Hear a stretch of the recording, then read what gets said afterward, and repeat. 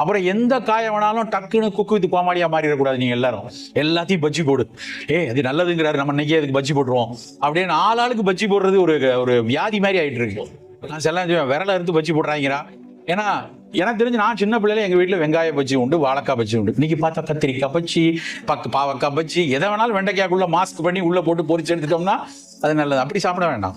நீர் காய்கறிகளை கூட்டா சாப்பிடணும், ஜூஸா சாப்பிடணும். அதனை அதிகம் வேக விடக்கூடாது. அதுல இருக்கக்கூடிய நீரோடு ஒட்டி இருக்கக்கூடிய பல சத்துக்களை நம்ம இழந்துருவோம். அதை போய் நான் எங்க வீட்டுல வெள்ளை பூசணி டீப் ஃப்ரை பண்றேன் அப்படின்னா அது போட்டியில வேணா ஜெயிக்கலாம், உடம்ப ஜெயிக்க முடியாது. வெள்ளை பூசணியே கூட்டா தான் சாப்பிடணும்.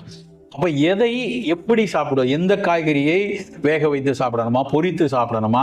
அந்த காலத்துல சொல்றாங்க அப்பக்காய் அவித்தால், கறிக்காய் பொரித்தால் அப்படின்னு ஒரு ஃபார்முலா இருக்கு.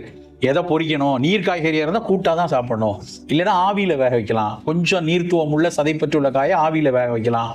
அதை போய் டீப் ஃப்ரை பண்ணி தந்தூரி பண்ணி சுட்டு பொசிக்கி தூக்கில் போட்டு அப்படிலாம் சாப்பிடக்கூடாது. அப்படி அதை மென்மையா அதனுடைய சத்துக்கள் போகாத அளவுக்கு எடுத்துக்கணும். இந்த அறிவை நாம் வளர்த்துக்கணும்.